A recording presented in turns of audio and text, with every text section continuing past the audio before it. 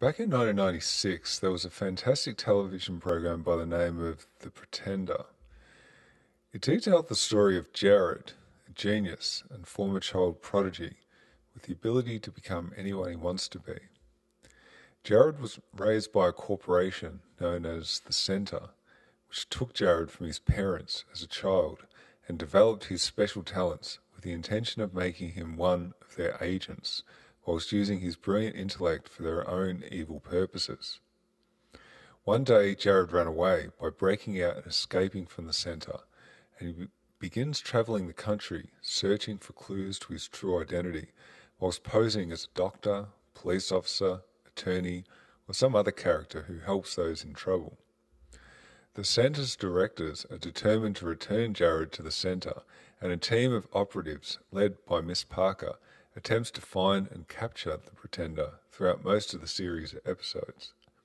I'd like to argue that the Pretender TV series and Men Going Their Own Way shares some interesting similarities, which I'll explore in this video.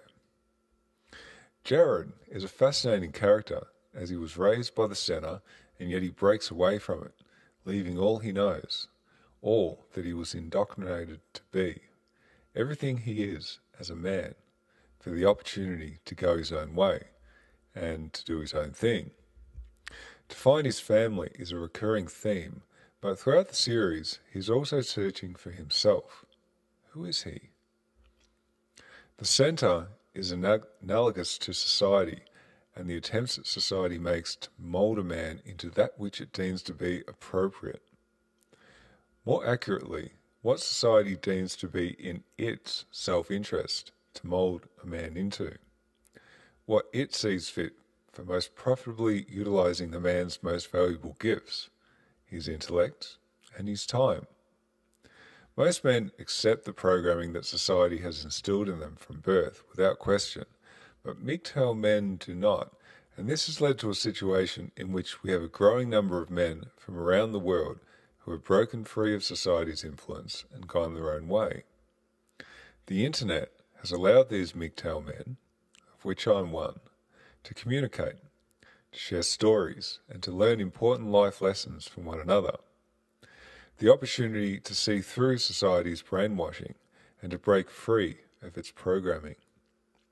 The opportunity to see the invisible walls of the cage that society has indoctrinated him in and desperately wants to keep him in, and to see the shadow of the door that is hidden, a door which, if the man is smart enough and determined enough, he can walk through and live a life on his own terms. A very different life to that of the majority of men who are living lives of quiet despair. MGTOW means different things for different men, but in many cases it involves walking away from traditional relationships and refusing to submit to the selfish desires of women. Miss Parker, Jarod's nemesis, is analogous to the control Western women seek by attempting to shame men who engage in behaviour that is not in the woman's or in womanhood's best interest. In the Pretender TV series, we see Miss Parker pull out all stops to get Jarod back to the centre and under control, something Jarod is seeking to avoid at all costs. MGTOW men are also seeking to avoid at all costs going back to the plantation.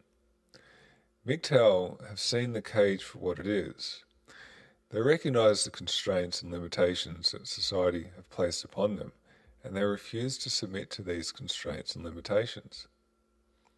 For myself, going MGTOW meant leaving my fiancée and setting up on my own. It meant staying single and avoiding at all costs monogamous, committed relationships with Western women. It meant learning a foreign language, Thai, and travelling regularly on my own to Thailand, and engaging in paid, promiscuous sexual encounters with Thai women and ladyboys. This behaviour is frowned upon by society. How dare I become a sex tourist? Western women despise Western men who travel regularly to Thailand. The sisterhood as a whole understands exactly what Western men get up to in Thailand and are fully aware that these men are not controllable. Worse still, these men raise the consciousness of other men to the games that the Western woman engages in, and they must be stopped at all costs, lest they give other men dangerous ideas of becoming free.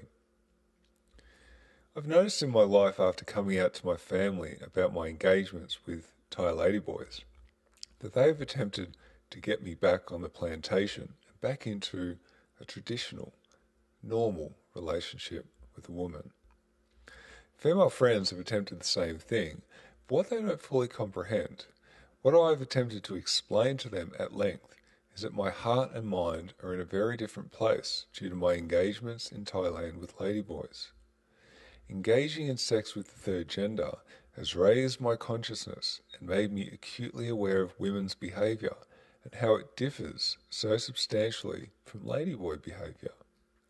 It's made me see the world and my place in it, and what I was raised to become, in a very different manner. My indoctrination from my father was to be a good provider. I watched my father provide for my mother, for my brothers, and myself. He was a primary breadwinner and sole income earner. My traditional family upbringing programmed me essentially to become a servant for others. I broke free of this due to upheaving emotional experiences in my life that made me pause. Things seen and felt in the shadows that led me to seek the truth and to go my own way and do my own thing, to lead myself down the rabbit hole and attempt to find a different path, a path in which I could choose for myself what I wanted to be and the life I wanted to live, to discover who and what I was and how to use my gifts to benefit others in a different way to that which society, my parents, my friends, co-workers, television, newspapers, and the Western media deemed appropriate. In the Pretender TV series, Sydney is like a father to Jarod. He essentially raised Jarod and instilled in him the values he has adopted as a man. Sydney is a professional psychologist and is fascinated by Jarod's exploits as a man free from the cage that the centre kept him in. In many ways, high IQ types in the blue pill world in traditional society are like Sydney in that they watch us MGTOW and they see that we're not conforming to society's rules, standards of behaviour and expectations, and they're fascinated by this.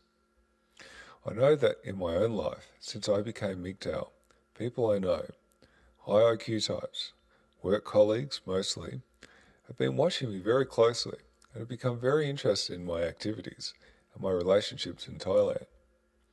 These onlookers see in me qualities, mostly qualities of independence, freedom of thought, and lack of consideration for the rules, qualities of the man they know they are deep inside, the man they don't dare become, the man they wish they had the courage to be. They can't become this man due to the intense amount of shame and guilt that will be placed upon them for daring to step outside the accepted male archetype. This is a shame and guilt trip they simply could not bear to endure. As a MGTOW, I have a lot of freedom, and this freedom is intoxicating. I'm living my life on the lam. I'm essentially Jarod. I've broken free from my invisible cage, and I'm attempting to find out who I really am as a man and what gifts I can give to this world. The majority of men are religious.